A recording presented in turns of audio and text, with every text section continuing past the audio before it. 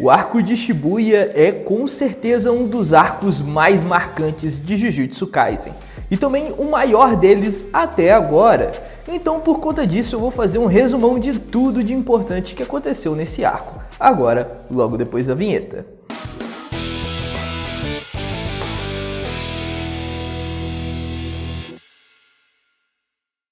E aí galera, Lucas Dias na área para mais um vídeo de Jujutsu Kaisen e dessa vez eu vou fazer uma coisa que vocês estão pedindo há muito tempo, que é um resumão do arco de Shibuya. Então já sem mais delongas, vamos a esse resumo que está demais. E bom, a gente já começa o arco de Shibuya com o Gojo conversando com uma versão totototinha do Megumi, uma versão infantil do Megumi.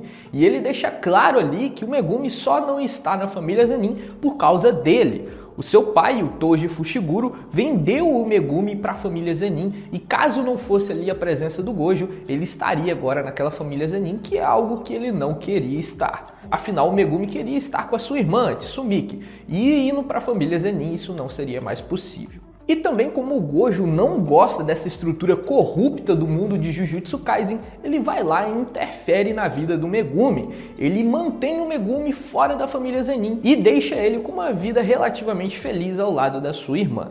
Depois disso, nesse mesmo capítulo, a gente tem uma das coisas mais importantes e que ainda estão em aberto em Jujutsu Kaisen, que é a questão dos traidores. É aqui que a gente sabe que existem dois traidores no mundo Jujutsu, que está passando informações para as maldições. E o Gojo até mesmo já pagou a Mei Mei para que ela pesquisasse quem era esse traidor. E bom, um dos traidores é alguém com uma grande influência e que provavelmente tem ali algum conchavo com as maldições ou que no mínimo não gosta das atitudes do Satoru Gojo. E essa pessoa não foi revelada até os dias de hoje. Mas eu fiz uma teoria que fala quem é provavelmente esse traidor e vai aparecer um card aqui em cima. Então se você quer ver essa teoria, é só clicar aqui em cima.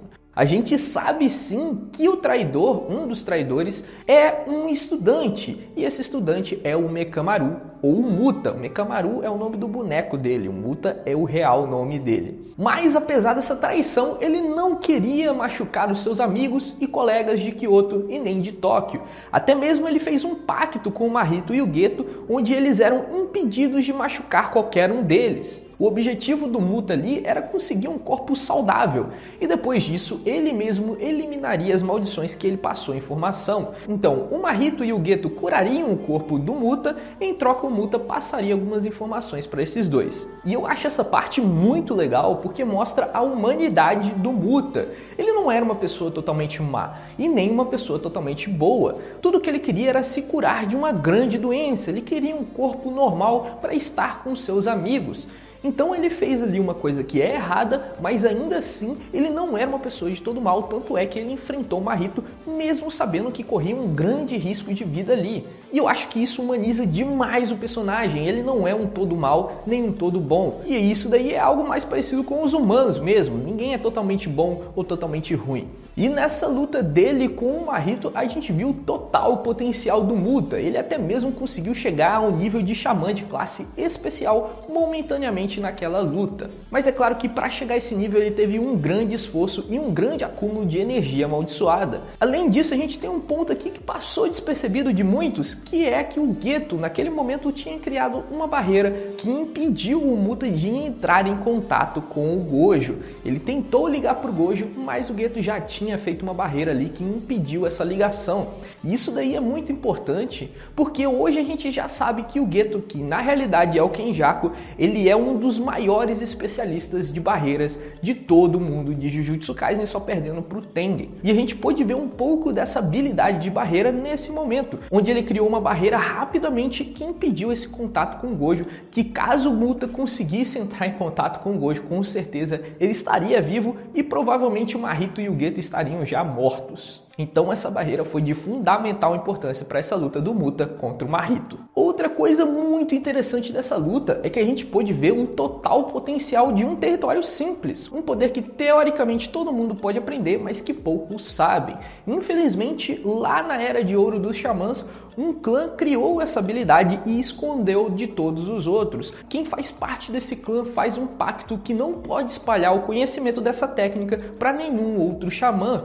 Por isso que apesar de de ser extremamente útil, o território simples é sabido por poucos xamãs. Não é todo mundo que consegue essa informação e sabe utilizar um território simples, apesar de que seria muito útil todo xamã saber utilizar essa habilidade. Porém, o Muta, só de observar a Biwa, o que também é prova de sua genialidade, conseguiu fazer uma versão própria do domínio simples. E esse domínio simples foi de fundamental importância para que ele conseguisse causar um certo dano no Mahito e também resistisse à expansão de domínio do Mahito, que é uma das mais poderosas que a gente conhece de Jujutsu Kaisen. E nessa luta, infelizmente, o Mahito foi mais esperto e conseguiu enganar o Muta. Quando ele recebeu ali um golpe do domínio simples, ele explodiu o seu corpo antes de entrar em contato com esse território simples, enganando então o Muta. O Muta achou ali que já tinha derrotado o Mahito, mas na realidade ele dividiu o seu corpo antes do território simples o causar dano. E com isso o Muta acabou sendo solado pelo Mahito. O Mahito foi muito esperto e a sua técnica também se mostrou muito versátil para conseguir lidar com todo aquele poder do Muta.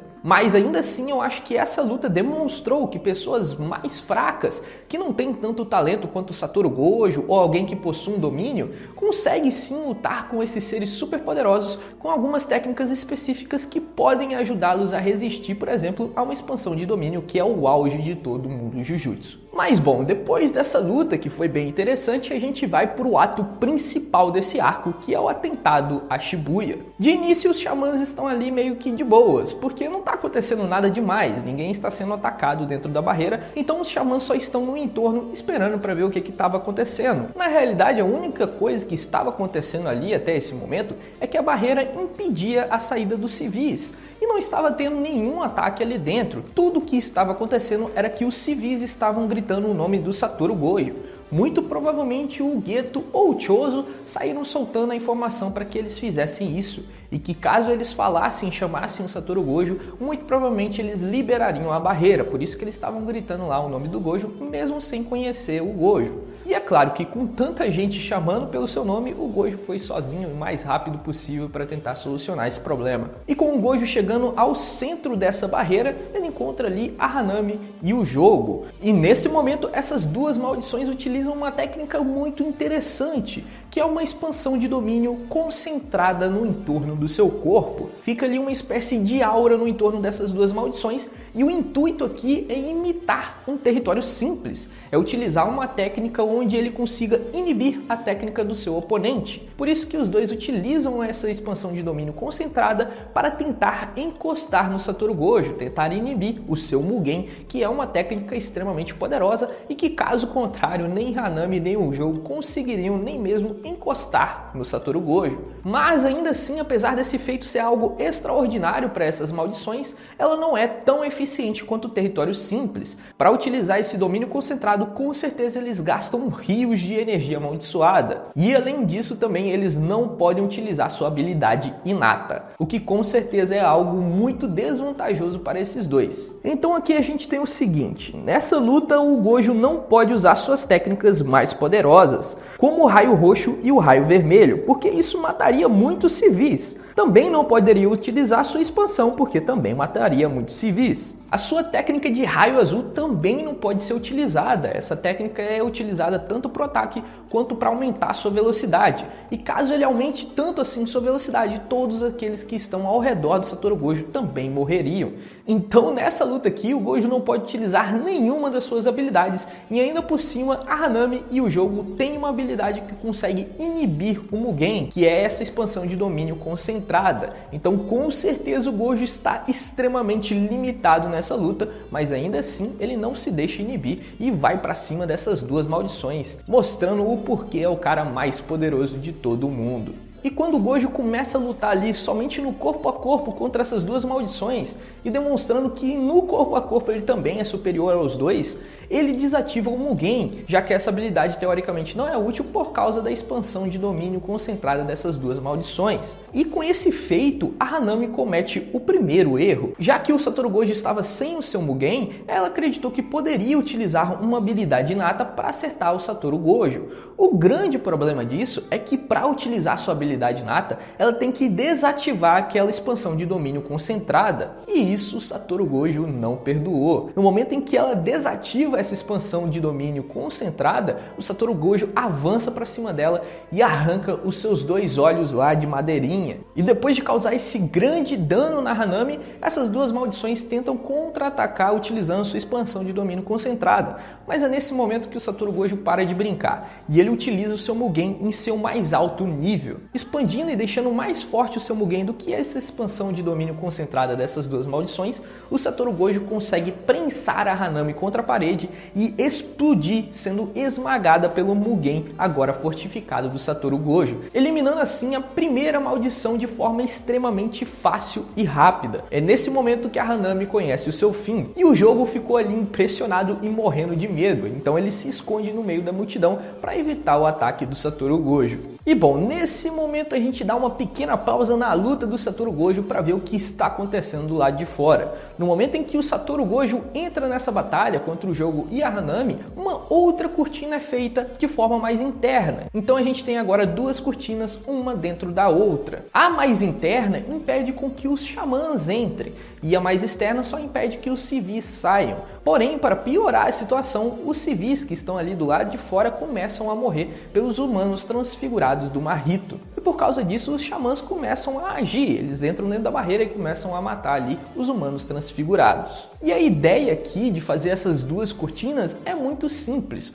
O Mahito ali queria empurrar todos os civis para dentro daquela barreira que não deixa os xamãs entrarem. A ideia é levar o máximo de gente para aquela barreira onde o Satoru Gojo está. E aqueles civis que não conseguissem entrar nessa barreira seriam mortos pelos humanos transfigurados. E agora também a gente começa a ver a Mei e o Itadori entrando em ação para tentar salvar o máximo de civis possível. E a ideia até mesmo desses xamãs é também tentar desfazer essa barreira que está sendo um grande problema.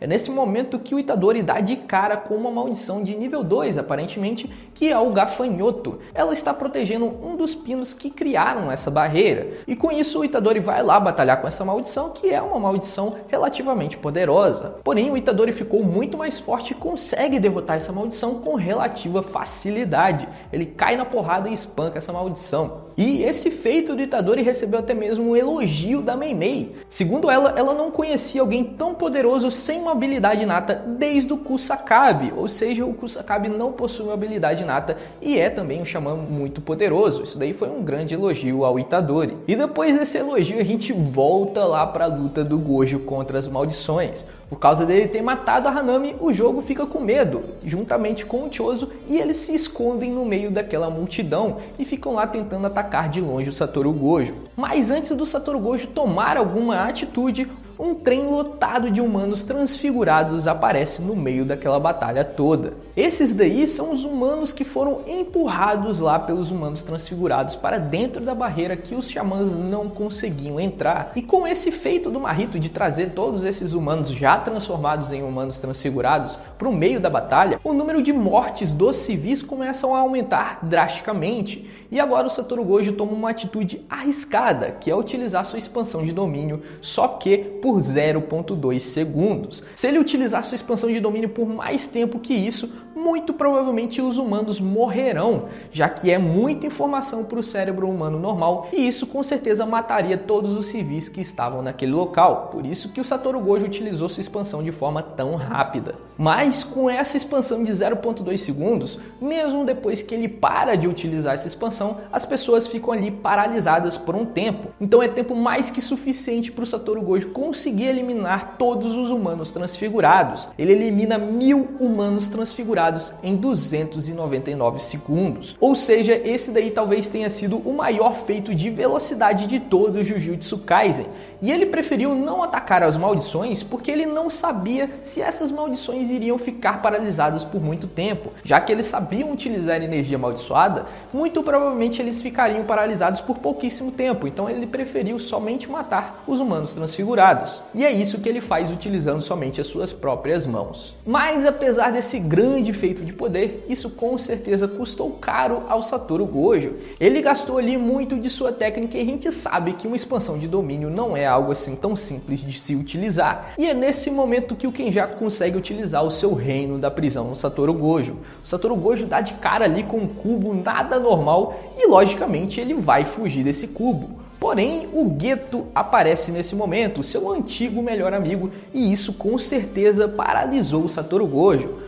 Naquele momento, um mar de lembranças veio na memória do Satoru Gojo e isso foi suficiente para fazê-lo ser capturado pelo reino da prisão. O importante aqui é dizer que era necessário que o Geto ficasse na surdina até esse momento, justamente para pegar o Satoru Gojo desprevenido, porque o Gojo teria que ficar por 1 minuto perto do selo Gokumon Kyou. E para fazer isso, o Geto, ou o Kenjaku, decidiu utilizar o poder do Satoru Gojo contra ele mesmo. O cérebro do Satoru Gojo funciona de uma certa forma diferente do que todos os outros. Ele consegue absorver muito mais informação do que o normal. E naquele momento em que o Kenjaku, ou o Geto, seu melhor amigo, apareceu na sua frente, o tempo passou de forma muito mais rápida no cérebro do Satoru Gojo e isso foi o suficiente para fazer com que ele fosse capturado. Então aqui o Kenjaku foi esperto o suficiente para utilizar o poder do Satoru Gojo contra ele mesmo. E depois de ser capturado, ainda dá para bater um papinho ali entre o Gojo e o Kenjaku. O Gojo questiona ali quem ele é e o que ele estava fazendo com o corpo do seu melhor amigo. E é nesse momento que é revelado que um ser está ocupando o corpo do Suguru Geto. Ele possui uma habilidade que o permite ali trocar os cérebros e conseguir dominar o corpo de algum defunto. E é isso que ele está fazendo no corpo do Suguru Geto. O Gojo ainda nessa situação ameaça o pseudo Geto. Ele fala ali que os seus alunos irão resgatá-los. Por exemplo, o Yuta Okotsu, que é sim um xamã de classe especial. Porém, o Kenjaku nesse momento fala que isso não é nenhum problema, que o Yuta nunca alcançará o nível de poder do Satoru Gojo, porque o seu poder consiste no Yuta guardar a alma da sua querida Rika, e que por causa disso ele nunca conseguirá chegar ao nível de poder do Satoru Gojo. Então, o Yuta não é problema nenhum para ele. Além disso, o Satoru Gojo também apela para o seu antigo amigo Suguru Geto. Ele pergunta ali se ele vai deixar alguém conseguir dominar o seu corpo. E o mais incrível aqui é que o Suguru Geto responde a essa provocação. Ele tenta ali se enforcar e isso é algo inédito para o Kenjaku. O Kenjaku até mesmo chama o Mahito naquele momento e explica um conceito novo sobre a alma. Segundo ele, a alma é o corpo e o corpo é a alma. Se você quiser saber mais sobre isso, eu fiz um vídeo só falando sobre isso. É o que vai aparecer no card aqui em cima. O Mahito, que surge somente nesse momento, no final de tudo, ele fala que não concorda muito com a visão do Kenjaku não, que a habilidade dele é algo completamente diferente e que por isso as almas são interpretadas de forma diferente. Mas na realidade essa interpretação do Kenjaku abre portas para uma possível aparição novamente do Suguru Geto. Eu acho muito provável que na hora H, no ápice de uma batalha, talvez o Suguru Geto consiga dominar ali por um pequeno intervalo de tempo o seu corpo e isso mude o caminho daquela batalha. Então eu acho que talvez o Suguru Geto ainda tenha um papel fundamental na história de Jujutsu Kaisen. Mas depois desse papo todo, o Satoru Gojo é finalmente selado e acaba assim a nossa parte 1 do resumo do arco de Shibuya. E bom, galera, era isso que eu tinha para mostrar para vocês, espero que tenham gostado. E se você curtiu, deixa aqui nos comentários se vocês querem a parte 2 desse vídeo. Ele ficou muito grande, por isso eu dividi ele em algumas partes, espero que tenham gostado. Então deixa aqui nos comentários o que você acha e se querem uma parte 2. No mais, eu vou ficando por aqui e nos vemos no próximo vídeo.